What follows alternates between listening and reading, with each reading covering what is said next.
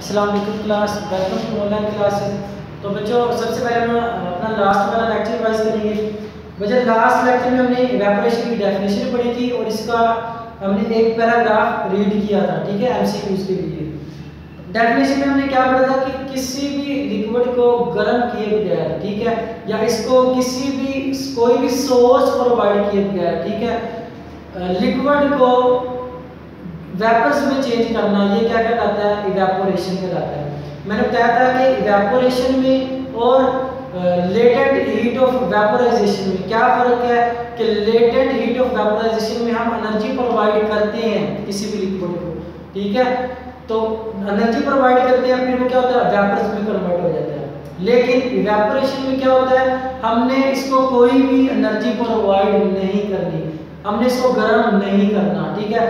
गर्म किए बगैर किसी भी लिक्विड का वेपर्स में कन्वर्ट हो जाना, ये क्या कहलाता है? इवेपोरेशन कहलाता है, ठीक है बच्चों।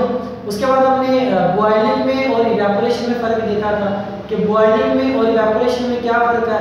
जो बॉइलिंग है वो टेक प्लेस करती है एट अ फिक्स्ड टेम्परेचर पे, ठीक है। जो बॉइलिंग है इट टेक प्लेस करती है एट फिक्स्ड टेम्परेचर, किसी भी एक खास टेम्परेचर पे।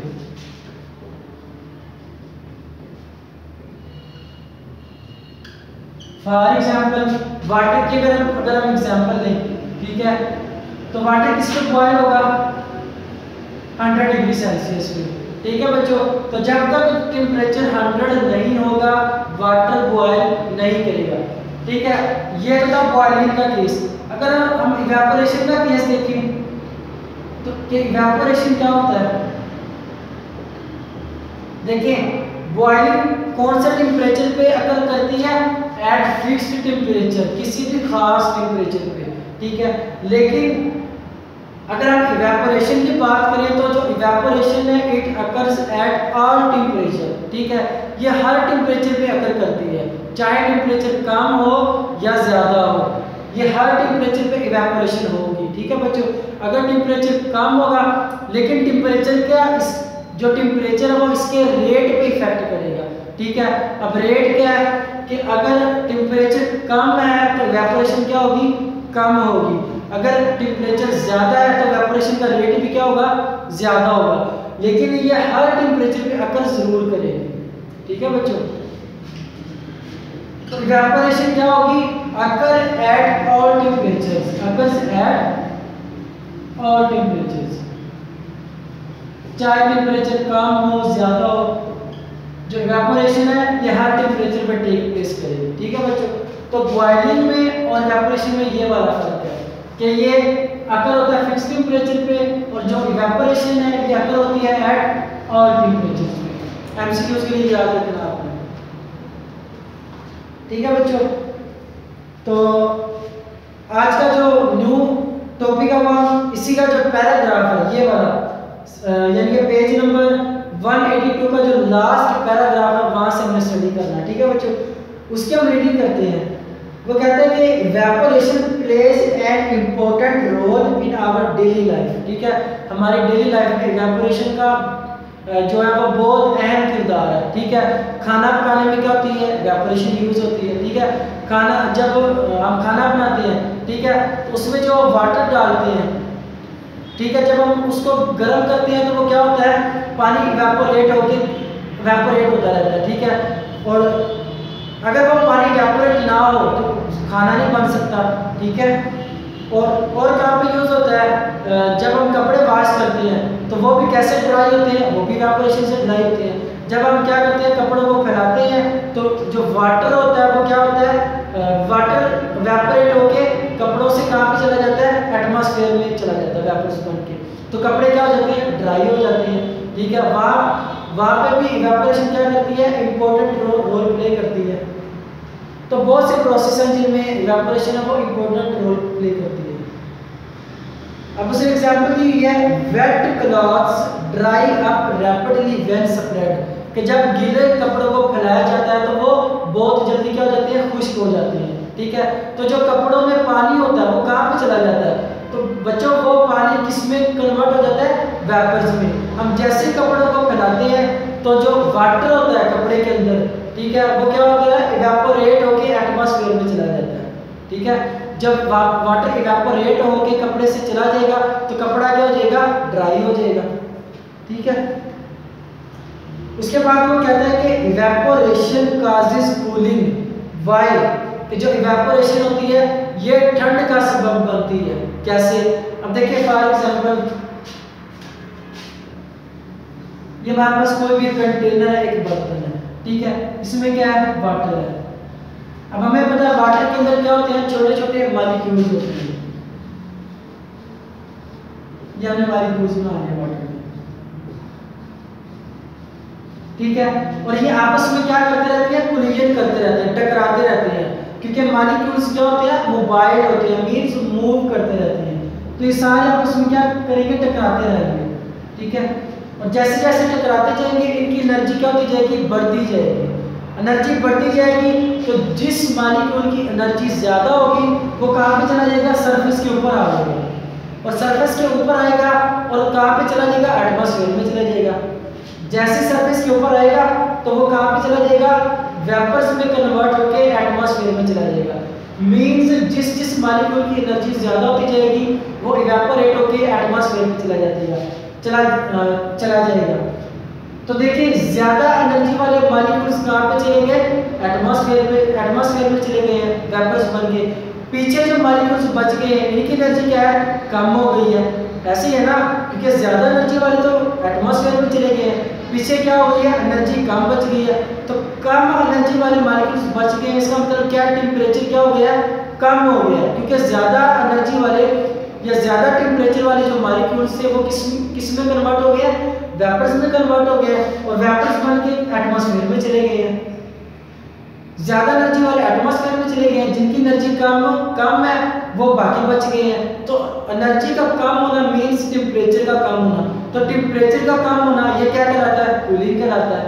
ठीक है बच्चों, तो ज़्यादा एनर्जी वाले मॉलिक्यूल्स जब एटमॉस्फेयर में चले जाएंगे तो पीछे जो मॉलिक्यूल्स बचेंगे उनका टेम्परेचर क्या होगा, कम होगा।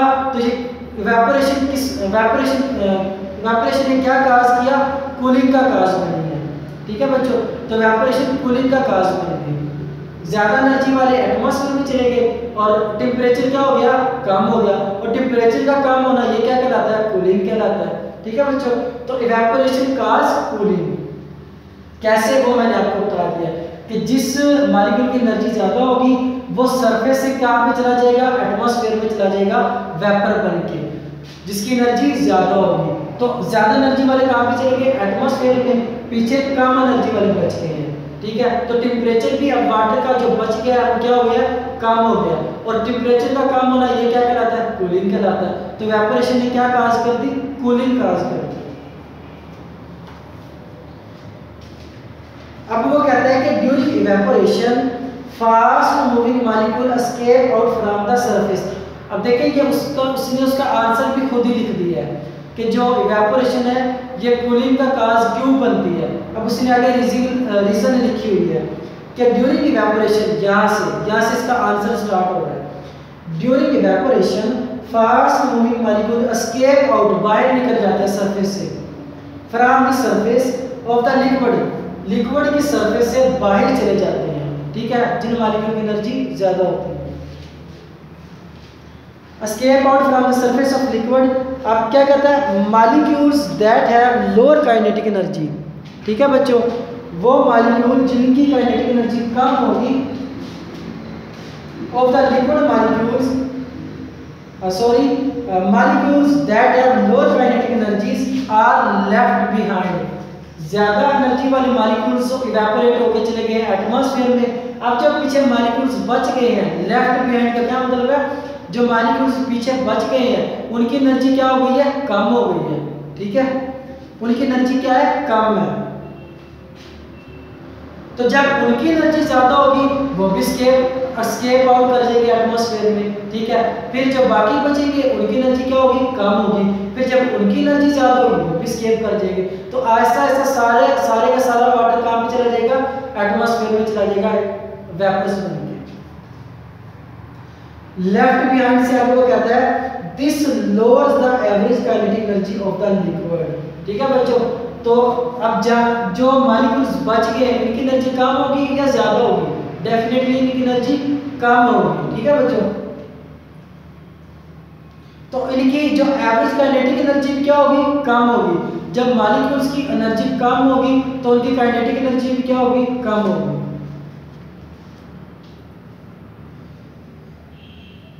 This lowers the average kinetic energy of the liquid molecules and the temperature of the liquid.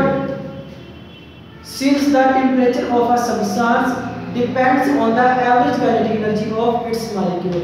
MCQs इसको मार्क कर लें कि temperature of a substance, ठीक है बच्चों, important MCQs इसको मार्क करें।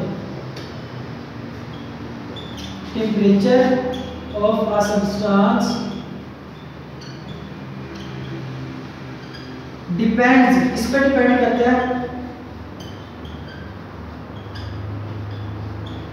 Upon the average kinetic energy of molecules. कि जो टेम्परेचर होता है वो किस पे डिपेंड करता है? Average kinetic energy of molecules पे, ठीक है बच्चों। जो बर्तन के अंदर या किसी भी कंटेनर के अंदर जो मॉलिक्यूल्स बच गए हैं, ठीक है, क्योंकि ज्यादा एनर्जी वाले एस्केप हो गए, अब जो बच गए इनकी एनर्जी कम है। तो अगर मॉलिक्यूल्स की एनर्जी कम है तो उनका टेम्परेचर भी क्या होगा? कम होगा। और जब टेम्परेचर कम होगा तो ये क्या कहलाएगी? कूलिंग कहलाएगा, ठीक है बच्चों। मैं फिर कह रहा हूं, इसको नोट कर लें कि temperature depend upon kinetic energy of molecule. So evaporation of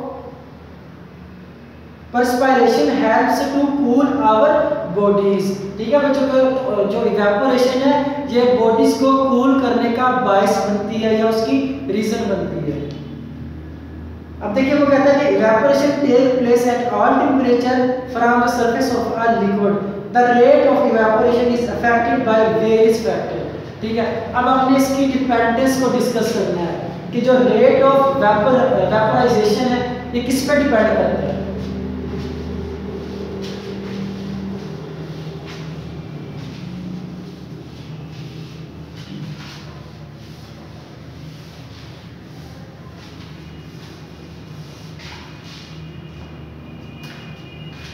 तो बच्चों इसकी आप हेडिंग लिखेंगे factors affecting the rate of evaporation, ठीक है, इवेपोरेशन कि वो कौन से फैक्टर हैं जो इवेपोरेशन के रेट को इफेक्ट करते हैं, ठीक है। तो बच्चों सबसे पहला फैक्टर है टेम्परेचर का। पहला फैक्टर कौन सा है? टेम्परेचर। कि जो टेम्परेचर है ये इवेपोरेशन को कैसे इफेक्ट करता है। देखिए बच्चे अगर तो टेम्परेचर कम होगा, ठीक है, तो जो मॉलिक्यूल्स ऑफ वाटर है या जो लिक्विड है, लिक्विड के मॉलिक्यूल्स की एनर्जी भी क्या होगी? कम होगी। तो जब उनकी एनर्जी कम होगी तो उनकी इवेपोरेशन का रेट भी क्या होगा? कम होगा, ठीक है बच्चों। तो मीन्स टेम्परेचर अगर कम होगा तो इवेपोरेशन का रेट भी क्या होगा? कम होगा, क्योंकि टेम्परेचर कम होने से एनर्जी क्या होगी? कम होगी मॉलिक्यूल्स के पास। तो एनर्जी कम होगी तो काइनेटिक एनर्जी भी कम होगी। अगर काइनेटिक एनर्जी कम होगी तो इवेपोरेशन भी क्या होगी? कम होगी। तो टेम्परेचर का इवेपोरेशन के साथ कौन सा रिलेशन है? Directly proportional. तो temperature is directly proportional to the rate of evaporation, ठीक है बच्चों। और अगर टेम्परेचर ज्यादा होगा तो मॉलिक्यूल्स की एनर्जी भी ज्यादा होगी। मॉलिक्यूल्स की जब एनर्जी ज्यादा होगी तो उनकी काइनेटिक एनर्जी क्या होगी? ज्यादा होगी। तो जब काइनेटिक एनर्जी ज्यादा होगी तो उनका जो इवेपोरेशन है वो भी क्या होगी? ज्यादा होगी, ठीक है बच्चों। तो जो टेम्परेचर का इवेपोरेशन के साथ कौन सा रिलेशन है? डायरेक्टली प्रोपोर्शनल, ठीक है बच्चों। टेम्परेचर कम तो इवेपोरेशन भी कम, टेम्परेचर ज्यादा तो इवेपोरेशन भी ज्यादा। फॉर एग्जांपल अगर हम गीले कपड़े को वैसे ही अगर हम एटमॉस्फेयर में फैला दें तो वो काफ़ी देर बाद ड्राई होगा। लेकिन अगर हम इसको क्या कर दें, किसी हीटर के आगे रख दें, ठीक है, जहाँ पे टेम्परेचर क्या हो, ज़्यादा हो। अगर हम गीले कपड़े को हीटर के आगे रख दें, वहाँ पे टेम्परेचर ज़्यादा होगा ना, तो जो कपड़ा है वो जल्दी ड्राई हो जाएगा। क्यों? क्योंकि टेम्परेचर क्या था, ज़्यादा था, तो मॉलिक्यूल्स की एनर्जी ज़्यादा होगी, तो वो एनर्जी अब्सॉर्ब करके जल्दी इवेपोरेट होगी। ठीक है बच्चों, ये डेली लाइफ की एग्जाम्पल है इसकी। तो टेम्परेचर का इवेपोरेशन के साथ क्या है, डायरेक्टली प्रोपोर्शनल रिलेशन है। जितना ज़्यादा टेम्परेचर होगा उतनी ज़्यादा इवेपोरेशन होगी। इसको पढ़ लेते हैं कि why wet cloth dry up more quickly in summer than in winter. जी हाँ, बेस्ट एग्जांपल कि जो कपड़े हैं वो गर्मियों में जल्दी क्यों सूख जाते हैं सर्दियों की निस्बत। जो आजकल का मौसम है इसका टेम्परेचर, इसमें टेम्परेचर क्या है, बहुत कम है, और आजकल जो कपड़े हैं वो काफ़ी देर में सूखते हैं, काफ़ी देर में ड्राई होते हैं। रीज़न क्या है कि टेम्परेचर क्या होता है, कम होता है बनिस्बत गर्मियों में। गर्मियों में टेम्परेचर क्या होता है, ज़्यादा होता है, और कपड़े क्या हो जाते हैं, जल्दी ड्राई हो जाते हैं। ठीक है बच्चों, रीज़न क्या है, क्योंकि टेम्परेचर गर्मियों में ज़्यादा होगा तो मॉलिक्यूल्स जल्दी लिक्विड से वेपर में कन्वर्ट हो जाएंगे और कपड़े जल्दी ड्राई हो जाएंगे गर्मियों में। ठीक है बच्चों, at higher temperature more molecules of liquid are moving with high velocity. ठीक है, कि गर्मियों में जब टेम्परेचर ज़्यादा होगा तो उनकी काइनेटिक एनर्जी ज़्यादा होगी। जब काइनेटिक एनर्जी ज़्यादा होगी तो मॉलिक्यूल्स स्पीडली, उनकी जो वेलोसिटी है वो ज़्यादा वेलोसिटी के साथ मूव करना स्टार्ट कर देंगे और जल्दी इवेपोरेट होना स्टार्ट कर देंगे। Thus more molecules escape from its surface। गर्मियों में ज़्यादा मॉलिक्यूल्स सरफेस से एस्केप कर रहे होते हैं क्योंकि टेम्परेचर ज़्यादा होता है। Thus evaporation is faster at high temperature than at low temperature। तो evaporation क्या होगी, ज़्यादा होगी at higher temperature पे और evaporation कम होगी at low temperature पे। तो बच्चों यहाँ तक आपने इसको रीड करना है केयरफुली, और इससे रिलेटेड जो भी आपको क्वेश्चन होगा इंशाल्लाह नेक्स्ट लेक्चर में क्लियर करेंगे। अल्लाह हाफ़िज़।